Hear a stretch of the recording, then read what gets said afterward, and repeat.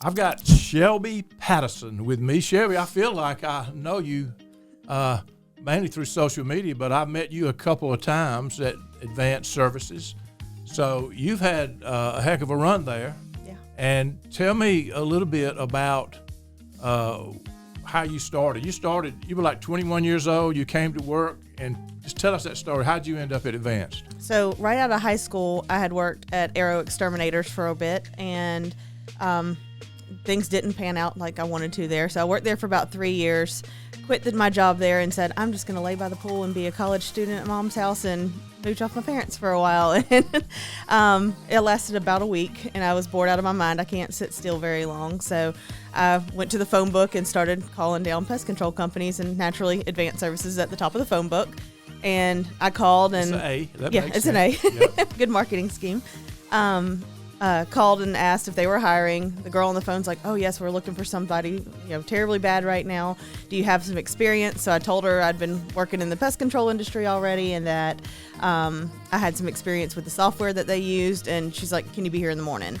And so I showed up the next morning. Miss Pat was there to interview me and was like, can you fill out this paperwork? Can you start tomorrow? So it was a very quick run, but as soon as I got there, it was nice. So you just called out of the clear blue because you've been working in in the pest control business.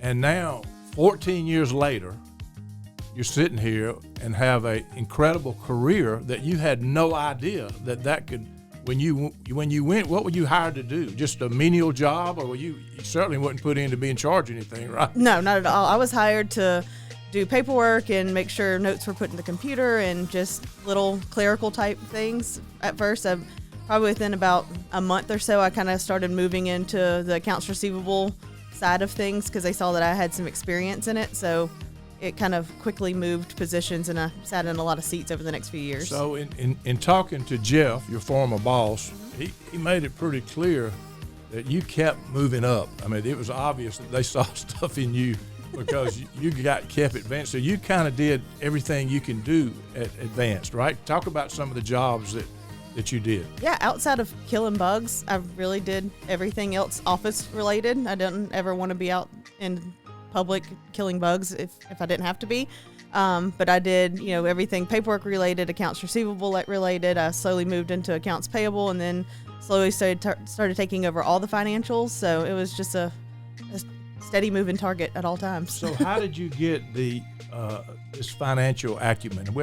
How'd you learn all that? Well, when I started at Advanced, I was at Burnell University getting my bachelor's degree in business. So of course that has finance within the classes there. And then back in 2013, I decided randomly that I wanted to try to go get my master's degree. So I went back to school and got a master's in business management, which also included a lot of financial classes. So how did you manage all that, working and going to school? How did the company handle that for you? Did they help? A huge help, especially with my master's degree. Jeff helped with some of my tuition costs to help me because obviously there's no, not student loans, but there's no financial aid really for, or grants for graduate programs. So he helped me a lot on the financial end of that. Him and my parents funded all of that for me. So how did that come about? I mean, how did he approach you? Did you approach him? I mean, that's pretty unique. Oh, yeah. He just said, I'm going to help pay for your college. Yeah, that's huge. If I remember correctly, I sat down with Bo and Dina and told them that I wanted to go back to school. They both thought I was out of my mind at first. How old were you then? I was, 2013, so I was probably 24, 25, somewhere right around that age. And they of course encouraged me to do so. And then from there, we were kind of going back and forth, and they made me a deal if they would basically reimburse part of my tuition depending on the grades I got to push me to do better. So if I got a B, I got half my credit back. If I got a C, I got 25%, whatever the case was. So it pushed me to get better grades. So while going to school, would you miss work during that time? No, I did everything at night and on weekends. So they allowed you to do whatever you needed to do so you could get your education. So they worked around you, and you worked around your job. I mean, oh, absolutely. There was many nights that I slept on my couch in the office after writing papers until past midnight and got up and did it again the next morning. Well, another thing that Jeff talked about you is your work ethic, that you always got the job done. Somewhere through all this, you had Presley, right? Talk about Presley. I had Presley. I finished my graduate program on December 10th, and she was born on the 16th. So I finished my master's degree. So you were doing more than going to school when you were... I was growing a human. All at the same time. So there was like a 5-day turnaround between finishing school and having a kid. So that was a lot happening in once. So when did you realize, I know in my own life, in my own career, at some point, probably the light turned on for you. Did you begin to realize that, hey, I can do more in this company. I've got potential here. Did that ever hit you? Yeah, probably around the time that I decided to go back to school. It was, it was at first, when I first got the job at Advance, I didn't foresee a long-term career in pest control. It was a job to get me through school, really, because I worked throughout all of my college years, so that was the next step, basically. But I didn't really know what I wanted to do long-term.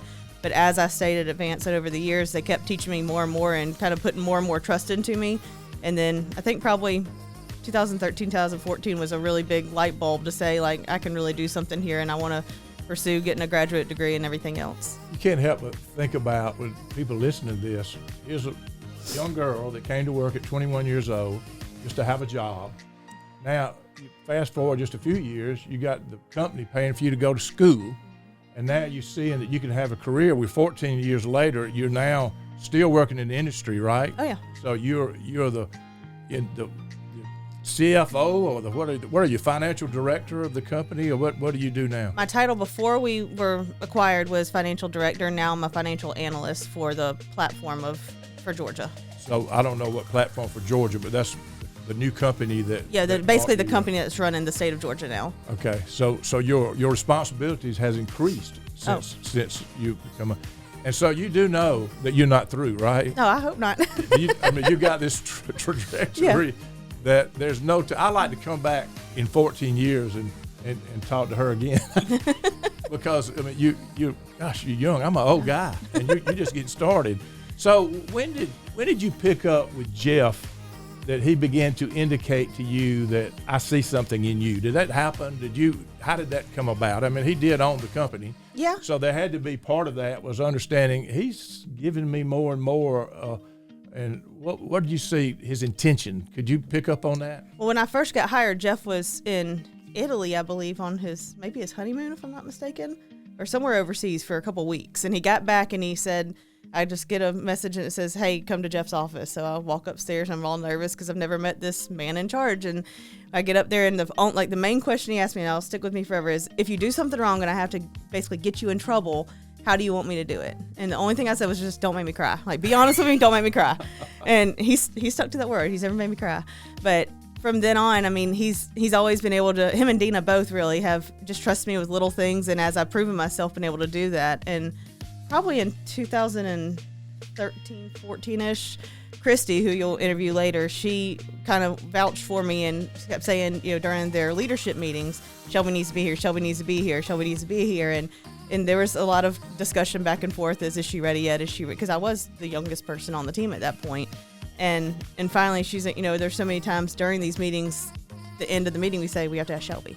And so finally, they just made the decision, said, okay, let's start bringing you into here. And that was kind of the start of it. So you get this atmosphere, and obviously this is a close-knit group, but there's so many lessons that jump out at me. You not only have the boss that's seeing you, but your peers, the people that you're working with, are seeing your potential, and they're seeing Shelby can do more, and all of that, building relationships with the people, all of that's incredibly important. Who are the people? I don't want to put you on the spot because it's probably all of them, but how are you inspired by the other people that work there? I'm sure you saw people doing things, and you said, you know what, I need to follow what they're doing. Talk about that a little bit.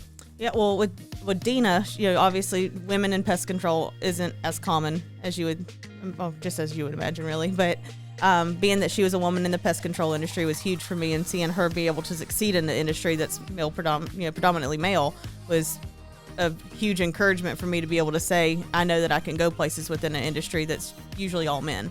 And then Jeff has really ingrained in me the love of reading, and I've always been an avid reader, but mainly fictional things that aren't going to help me in any way. And since meeting Jeff, now I have an entire bookshelf of nothing but self-help books and things like that, and things to make myself a better person. And then I still have my, what I call it, my trash reading. But one of the things in talking to Jeff that he pushed, and all you guys did it together, is just being involved in the community. And it seems like all of you were 100% in, and just talk about that, and how has that impacted you? Personally, just by the example that was said at Advance. Yeah, so especially with the Leukemia Lymphoma Society, that was the biggest charity that we ever raised money for. Over the years, it became like more and more important, and then we all have a very competitive spirit at Advanced Services, so we all would kind of go against each other and make competitions out of it. And I mean, we probably raised, I know 2 years ago, one of my coworkers, Jeremy, he was Man of the Year for this district. And between him and I was kind of his captain of his fundraising. We raised $27,000, I think, in 8 weeks. So those types of things have always kind of hit home for me, and to be able to see the money go back into our community. And everybody that hears I work at Advance, they kind of link us to the Light the Night Walk and those types of events. So how does that impact you personally? I mean, you did that as a company, and I bet now you have the desire, when you see you can give back, you do it in a personal way as well, right? Yeah, biggest thing is my daughter. We're teaching her at a very young age to do that. 2 years ago, we did a lemonade stand in my front yard and put it out on social media that we were having it, and the masses showed up. I think in 4 hours, she raised like $2,200 selling lemonade in our front yard, and she donated it all to the LLS again. So being able to instill that in her is huge to me. And that just goes on and on. Mm-hmm. It's instilled in others. Other people see it. It doesn't end with you. It doesn't end with Presley. It doesn't end with just who saw it. It just spreads. Yep. And that makes the world a better place. I mean, incredible. Yes. Incredible. What is your proudest accomplishment in your career up to now? What makes you most proud? Finishing my master's degree is number one, because that was probably the hardest task I ever did. So when you went to Brenau, and you were doing that online mainly, but when did you decide I want to get my master's? Really, I just like to take tests. Really, I'm a nerd at heart. I've been doing a lot of the accreditations for the pest control industry, and I really was thinking, okay, what can help further my career? What can I learn more about? Because they had put me in these financial positions, and I wanted to be able to learn more to be able to do my job better, really. So that brings me to another question, because I know you were one of the first certified entomologists and you got several. Did I say that right? Entomologists? Yeah. And so talk about that. What is that? So it's I'm not an entomologist. It's called an associate certified entomologist. So it's an ACE. Sounds like entomologist. Oh, yeah. There's people who go to school for a lot longer that I would not want to take that credit away from, that could probably know a whole lot more about insects than I do. Okay. But it's a really big deal for a test. And Dina, myself, and one of our other coworkers, Kevin, at the time, we studied really, really hard for this and went up to Athens and took the test. And funny story is that you have to have a 75 in order to pass it. And all three of us finished within about 10 minutes of each other, and all three of us walk out with just a sigh of relief, and we're like, what'd you get? And all three of us got a 75. So we passed it by the skin of our teeth, but we passed it. Amazing. So what I've learned in talking to Jeff is there's a lot more with a bug company than killing bugs. There's the back piece of this, the people that make it happen. It's like any other business. It's not, people say, well, they just kill bugs. There's a lot goes on to killing bugs. and to put all that together, you got quality folks. One of the things that has impressed me as much as anything about this company is everybody I've met so far grew up in this company. I mean, you all came as just a menial job, and all of you grew. I mean, most people hire people. They go find a financial person. Yeah. But Jeff just kind of grew them into those positions. And I think that's true for most all of you. That is very unique. You understand that, right? Oh, so absolutely. I'm sure you've got close relationships with these people that you kind of grew up with, right? Oh, absolutely. I mean, we all went through the biggest stages of our lives, buying houses, having kids, getting married, all these things that, you that turned you into the adult that you are. We all went through those together. And I'm sure you went through tough things. I mean, life isn't always rosy, right? Oh, not hardly. Yeah. So talk about that a little bit. Did you have, you've had strife at work? Was it issues sometimes that you left crying, like you said, you don't make me cry? Yeah, well, Jeff never made me cry. That's good. I've been frustrated to the point where I've cried before at work, and it's usually, either we're butting heads against some certain decision because we all have very differing personalities. Christy, that you'll interview later, she's my total opposite, but me and her were like best friends. We were in an office together, but if you could put us down on paper, we were as far across the spectrum as you can ever imagine. So you do realize a lot of companies have a leader that I call a micromanager, and they keep control of everything, and in doing so, they lose control. And in this business, and I've learned from Jeff, is he gave you guys the power. He empowered you to be yourself, and so you could come to and have those button head decisions and figuring out what you're going to do, because he didn't make all decisions for you. Oh, not hardly. So you think about it, you've got to be a much better decision maker than you'd ever be. Oh, yes. If you hadn't gone through that. There's several times we had to shut the door because we were in a shouting match with each other during leadership meetings. I'm sure. So talk about your relationship with Jeff. And that's interesting when you got he's the boss, and he's your friend, and you kind of, some people say you can't be a friend and a boss at the same time, but he pretty much managed it. So talk about your relationship with him. Just give me a little bit of your thoughts. It's definitely not the standard, boss and employee relationship by any means. I think that Jeff has been more of a mentor, almost like as a father figure to me over the years, more so than just a boss telling me what to do, which is just another reason Advanced Services has been so unique over the years. He's always kind of guided us with it, whether it be our professional or our personal life. Yeah. So Jeff also mentioned to me that not only did you grow in the company, but you had a major impact on the profitability of the company by your financial acumen. Talk about what you did. You literally turned the company around, is what he told me. Well, he told us to read a book. Every story at Advanced Services starts by Jeff read a book. And Jeff read a book called The Great Game of Business, which basically puts all the financials into an open book practice to let the entire company kind of learn how to manage the company by themselves and what their impact is on the finances. So we went to a class, learned all about it, and over the next 6 months or so, we had somebody come in and help us as well. We implemented a profit sharing program for our team, and back in December of 2017 or 18, I want to say, we had a surprise at one of our company Christmas meetings and kind of surprised the company with $50,000 worth of profit sharing checks for Christmas, and that was the beginning of it. And we really started teaching them at that point how to read a profit and loss statement and a balance sheet and what that meant. And I would have lunch and learns with these folks and have 2 or 3 people come into a room and go through a profit and loss statement and have them identify how they could impact it in a positive way. And so it became a game to learn how to make our business more profitable so that they could get more money in their pockets. All of a sudden, they have skin in the game. Exactly. And they're going to work harder to do it. I don't know if you remember it, but I was at that meeting when you were handing out checks. Oh, were you? Okay. Yeah.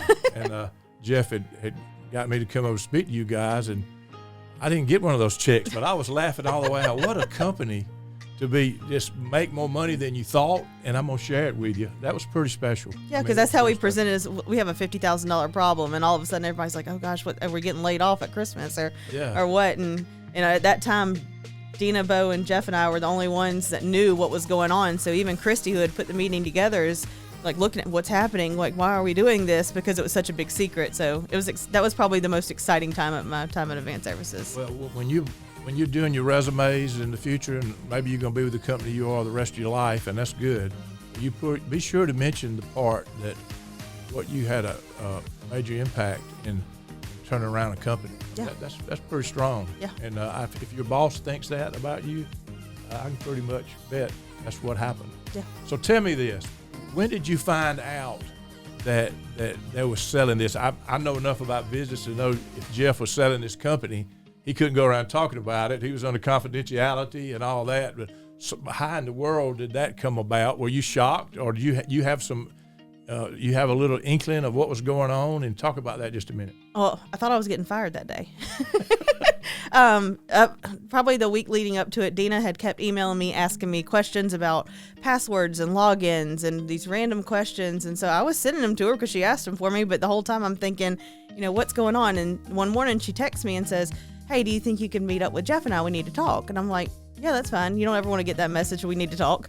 And so I'm like, okay. And I said, when do you want to do it? She's like, can you be here in an hour? And at this point, we were working from home. I'm still sitting in my dining room at my desk in sweatpants. So I said, COVID, right? yeah. And so I said, I'm not going to look pretty, but I'll be there. That's fine. And so I get there, and before I leave my house, I'm literally going through my QuickBooks file and through our software to make sure I haven't made some huge mistake, because I didn't remember making a mistake, but I'm thinking, did I do something that detrimental that I could lose my job today, or what happened? So I get to the office and walk in, and I said, where y'all at? And she's like, oh, Jeff's down there, but we're going to wait till Christy gets here. Christy was HR. So at this point, I'm sheer panic the entire time, thinking, oh, they had to have a witness here to fire me. That's awesome. And you're wondering what you did, right? Yeah. And I'm still trying to put the pieces together to figure out what I'd done wrong. But that was in May. So 2 months prior to us selling, that he brought us in the loop and had us help kind of get all the financial data together. He had to have permission from the buyer to do that. If it was up to him, he would have told you all to begin with. Oh, I'm sure. But think about a company buying. Don't tell these people. Yeah. Because I don't want to lose them. We got to keep operating. So I understand that. So what was the emotion with that? When all of you that close, now you're still around, but some of these people are not.